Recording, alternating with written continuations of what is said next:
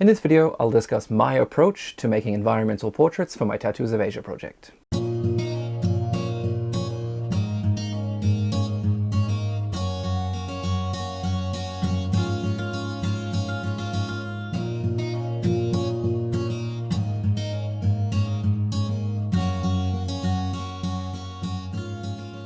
Hi everyone, and welcome back to my channel. Now this is the third and final video in the series about my Tattoos of Asia project portraits. Now if you haven't seen the other two videos, I will link those below for you.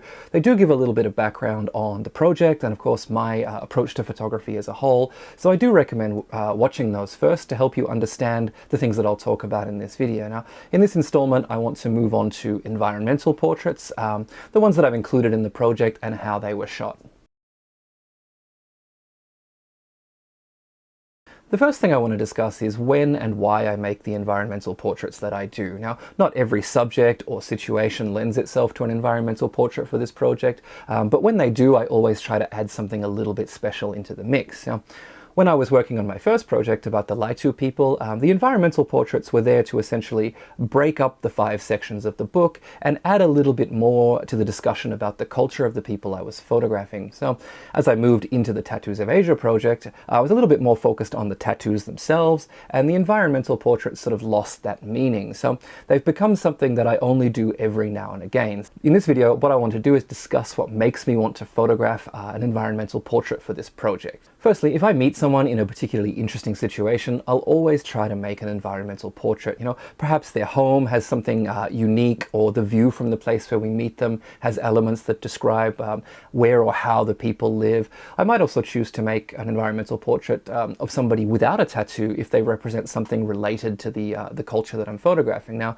a good example of that would be the Apatani shaman that I photographed several years ago. Now, I do have a full video talking about that process and sort of making that photograph, and I'll link that for you here as well. Now, generally speaking, if I make an environmental portrait, I'm looking to show something more than just the tattoo or give something more than just an insight into the personality of my subject. I'm really looking to communicate a larger story and make an image that's going to help move the book forward. So the things that I'm looking for are the elements of a scene that maybe tell the story of the person, the people's culture, maybe some dramatic light that shows off where and how they live, or another element of a scene that speaks to their history. Now, if one of those things is present and I find myself speaking to somebody who seems like they might be open to spending a little more time together, I always consider asking for more time to make an environmental portrait. So let's take a look at how I approach a given scene.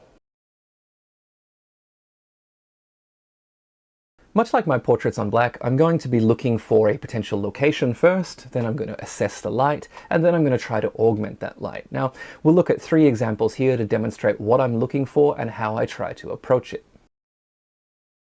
When I was sitting around the fire pit in Dunket's home discussing his people's culture and their tattoo history, it slowly became apparent that I was actually sitting in the presence of the former chief of the village. Now, he talked about identity and value in his traditional life versus the way that he lives now, and for me it really wasn't much of a stretch to connect the skulls and trinkets on his walls from his former life with his current sort of contemplative mood, and almost immediately I had an image in mind that I wanted to create. So as we continued our interview, I began assessing the scene, sort of figuring out what I wanted to be in my composition and what I wanted to be out of my composition. Now, I knew that I wanted to keep the fire pit and the skulls on the walls, so I quickly put on my widest lens, which was my GF 45mm, and I checked both horizontal and vertical frames as we talked. Now, in the end, the horizontal frame won out for me simply because I could include a lot more of what was on the walls behind him in the composition, and the fire was a lot less dominant than it was with a vertical composition. So once I decided that, I took stock of the ambient light. Now, the obvious limiting factor here is going to be the flames in the foreground,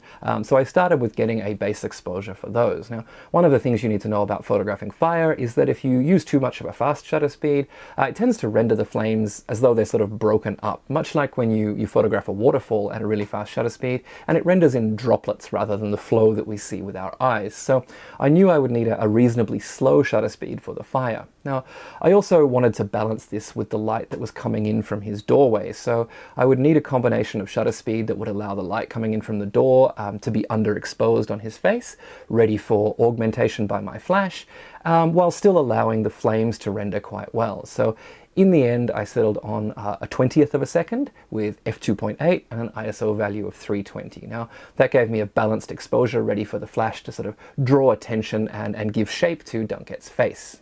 All that was required then was to move the other villagers who'd gathered to listen to our conversation out of the frame and place Dunket's face in a relatively clear area of the background. Now, the final thing to do was to get the camera locked down on a tripod to ensure that I'd be able to get a sharp image and begin capturing several expressions from Dunket.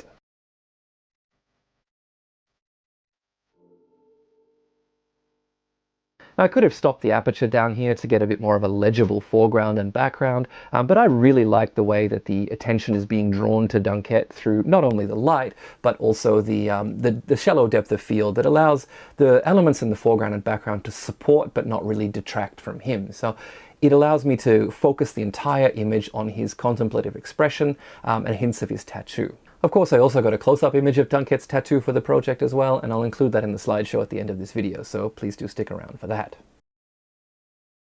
In this next example, the driving factor behind the image was showing the place where the subject's people live. Now, in this case, that's the Himalayas, and it would be a real shame to not show off some of the drama that they live through on a daily basis. So on this particular morning, we found ourselves at an elevation of around 1,500 meters or so above sea level, and we were well and truly, inside the clouds. So in my mind, it would be almost criminal not to make an image of such beautiful conditions to show off their home. So as with all of my other images, I followed my basic process first in checking the ambient exposure, and once I had that dialed in to show the white of the clouds but also a little detail in the foreground, I brought in the strobe and adjusted its power until I was happy with the balance. Thankfully my driver Pranob was with me and he could stand in for the subject while she changed into her traditional attire, and that meant that things were almost perfect by the time she joined us, which is honestly the best way to work with any subject, but especially a subject who's giving you their time and maybe doesn't get photographed frequently and understand that preparing a photograph can actually take some time and maybe has better things to do than waiting around for my exposure tests. So when she was dressed and joined us in the field, I did a quick, just a single test to ensure that the light would look good on her skin as well, and then we proceeded with the image. So the widest lens that I had with me for this trip was the GF55mm f1.7 that I talked about in my previous video, but I wanted to take in much more of the scene than that, so I decided to photograph a panorama in this case. That meant framing my initial composition with her in place, locking my focus and making several different images with different expressions from her.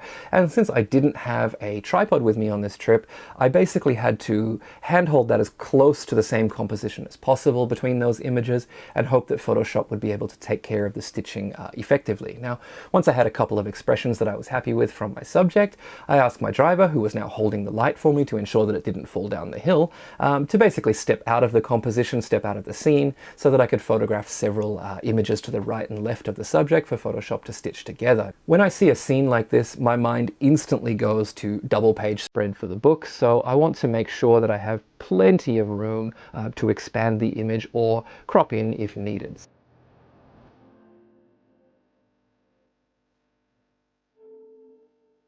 On a side note, for anyone looking to make a trip like this, always work with the same people for multiple trips if you can, as they learn how you work. Now, Pranob, my driver, is always up for helping out, and he knows exactly what I need at this stage. And we were able to make this image really quickly, just knock it out. He stepped directly out of the image, and we could just thank the subject and let her get back to her day because we were all on the same team. So absolutely work with the same people multiple times if you can. Another time that I'll look to make an environmental portrait is when the place that we're in has great significance to the stories that the person I'm interviewing is telling me. So this was really the case with Naren, whose portrait I showed in the first video in this series. Now, as a young man, he successfully defended his village against a raid by another village and saved the lives of basically everyone in his village. So while we were sitting down and talking, storm clouds began to brew on one side of the horizon, and I knew that I really needed to include that drama as well as show the village that he'd defended and the mountains surrounding it. So it really was that harsh environment and the culture of the people that was really harsh at the time that I wanted to include in this image as well. And much like many of the other Naga peoples, Naren's people, the Tanshan, tattooed their men for the deeds of bravery in battle, and his bravery had essentially earned him his tattoo for protecting his village. So because of these things, I was able to meet him, speak with him, hear his story, and in this case, you know, an environmental portrait absolutely made sense. On this trip, I had the GF 45mm f2.8 with me, so that was my choice of lens for this image. Now, even though I knew I was going to be taking some images around him to make a panorama and take in more of the scene, using the widest lens that I had allowed me to basically get closer to Naren in my initial image and draw a lot more visual weight to him. Now, again, I started with my ambient exposure before doing anything else, and in this case it was really a dance to balance the extremely dark areas under the awnings of his home with the bright sky in the top left of the image. Now, even though I was using the GFX and had as much dynamic range as I did, the compromise still had to be made as to which area I would like more detail in. And to me, having detail in those shadows of his house made more sense than having sort of a really dark blocked up area and nice detail in the left of the sky. Now it was time to bring in the flash. Now, in this case, I had the sun coming from behind Naren on camera left, so I placed the softbox to camera right to essentially light up the dark side of Naren's face. Then it was just a case of balancing the strobe light with the ambient for a pleasing exposure on Naren's face and getting the right expression from him before swinging the camera left, right, up and down to capture a lot more of the scene. Now again, I captured much more than I knew I would need so that I could always crop in or expand the image depending on the final requirements. All in all, the photography took just a few minutes and I was able to come away with one of my favorite images from the entire trip.